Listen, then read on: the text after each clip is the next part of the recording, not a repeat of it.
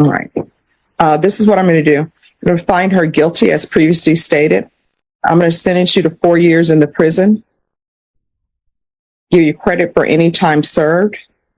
There's a $1,500 fine. Time and money will run concurrent. All right, I'm going to show you what's entitled Trial Court Certification of Defendant's Rights to Appeal. Did you review that with your attorney? Did you understand it? And did you sign it? Because this is a plea bargain agreement, because I call it your plea bargain agreement, and because you waive your right to appeal, you do not have the court's permission to appeal. And because this is a felony conviction, you're not allowed to own or possess any weapons or ammunition. If you have a question over what a weapon or ammunition is, you'll need to speak to your attorney. Do you understand? All right. And we're off the record. Ms. Yepes, I actually gave you less than what you bargained for because I did consider the fact that you did come in with employment. You understand? Did you sign the plea agreement? This is your plea bargain, and by signing it, you are giving up your right to appeal. You don't have permission from the court to challenge the decision. Since this is a felony conviction, you're also prohibited from owning or possessing any weapons or ammunition. If you're unsure what counts as a weapon or ammunition, you should talk to your attorney. Do you understand? Actually, I gave you a lesser sentence than what was initially agreed upon, considering you've come to court with a job. Do you understand? Hello everyone, welcome back to the channel. In today's video, we're going to watch a court case where Judge Boyd shows no mercy to a grandmother with a felony conviction, handing down a harsh sentence.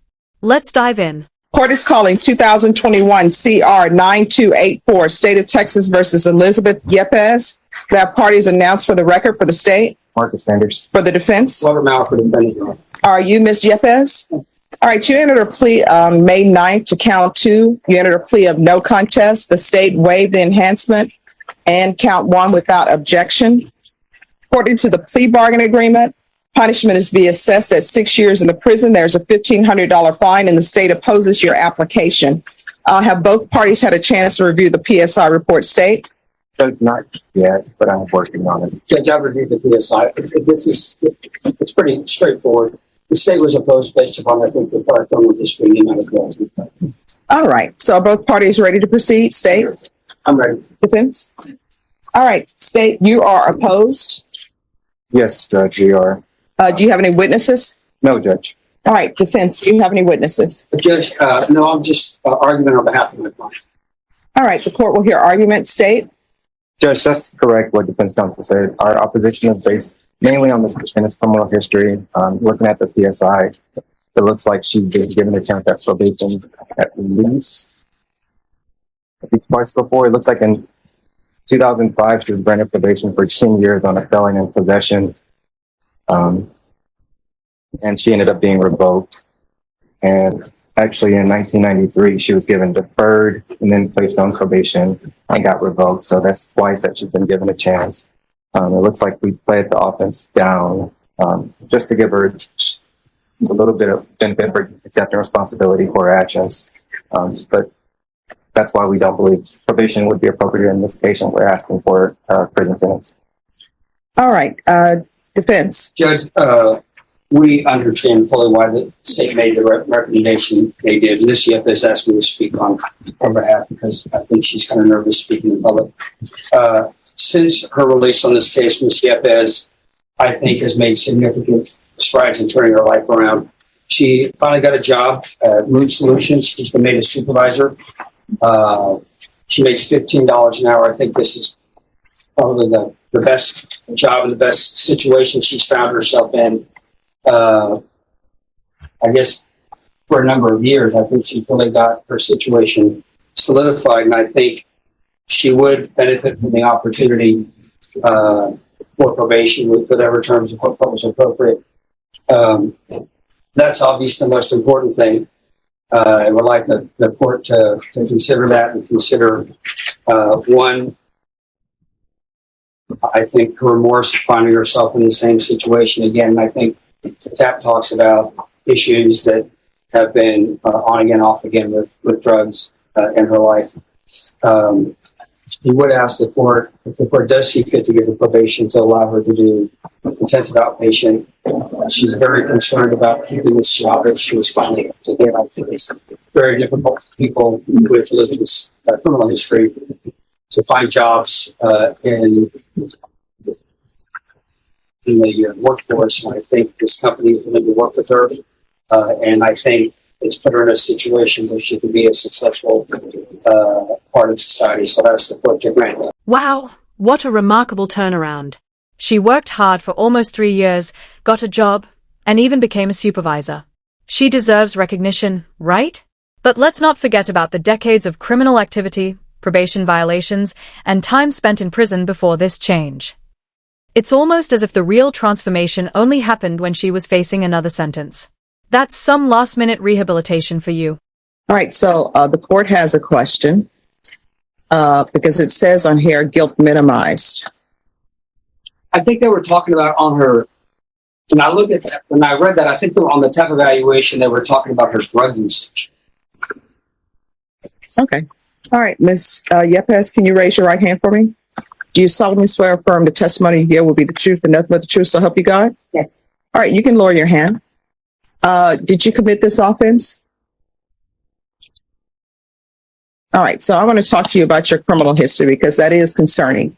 I always tell people the criminal history is sort of like a credit report, but it's a credit report related to whether or not I should give you probation. You understand? So your misdemeanor cases, this theft, you were sentenced to 32 days in jail. And I understand how that happens. People just want to get their judgment satisfied and be done. The same thing with hindering apprehension.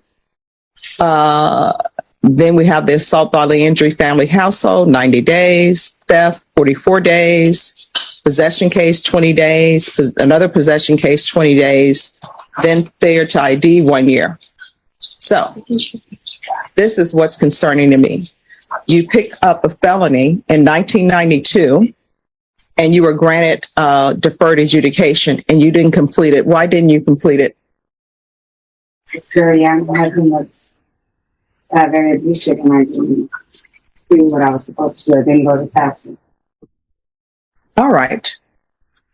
November 2005, felon in possession of a firearm. That was at my house when they came looking for it. So my son, it's my husband's house at the time. Was charged with that. All right. Then we have December, the drugs, 4 to 200 grams. But he was a, You don't remember? I remember, All right. So then we have 2007. You were sentenced to prison and then you had a parole violation. It appears that you're not learning anything from your prison. Then we have 2014. So 2014, prison, paroled, felon in possession. I'm assuming these cases were ran concurrently. And now we're here. So I don't understand. I don't know if there's anything that I can do for you because you have not learned anything. this last time I've learned a lot. I haven't worked in my life like that. I've worked now. I've been working for almost 3 years now. I was given a chance to get a position as a supervisor's responsibilities that I have to do. Something I haven't done in many years. So it's yes. I feel like I've worked for it and I want to continue to keep it. If I lose it all, then I feel like I can age and I lose my history, my background, which is not ever going to change. I won't be able to, I won't make the right time. Ah, the classic "I've totally changed" defense. After decades of bad decisions, suddenly 3 years of steady work is supposed to wipe away a lifetime of crime, like some kind of magic eraser. Cute. Meanwhile, the judge is sitting there trying to figure out if any real lessons were learned during all those stints in prison, but all they are hearing is a list of excuses. It's easy to blame the past, but taking responsibility for it now? And here's, I'm sympathetic to what you're telling me. I'm sympathetic to you getting your life in order, maybe finally. But here's the problem. The amount of drugs was a lot. And your history is awful. All right. This is what I'm going to do. I'm going to find her guilty, as previously stated. I'm going to sentence you to 4 years in the prison. give you credit for any time served. There's a $1,500 fine. Time and money will run concurrent. All right, I'm going to show you what's entitled Trial Court Certification of Defendant's Rights to Appeal. Did you review that with your attorney? Did you understand it? And did you sign it? Because this is a plea bargain agreement, because I call it your plea bargain agreement, and because you waive your right to appeal, you do not have the court's permission to appeal. And because this is a felony conviction, you're not allowed to own or possess any weapons or ammunition. If you have a question over what a weapon or ammunition is, you'll need to speak to your attorney. Do you understand? All right. And we're off the record. Ms. Yepes, I actually gave you less than what you bargained for, because I did consider the fact that you did come in with employment. You understand? Do not come out and do this again, because you don't know who your attorney is going to be. You don't know who the prosecutor is going to be or who the judge is going to be. And you will be a habitual, and your minimum will be 25 years in prison. You understand?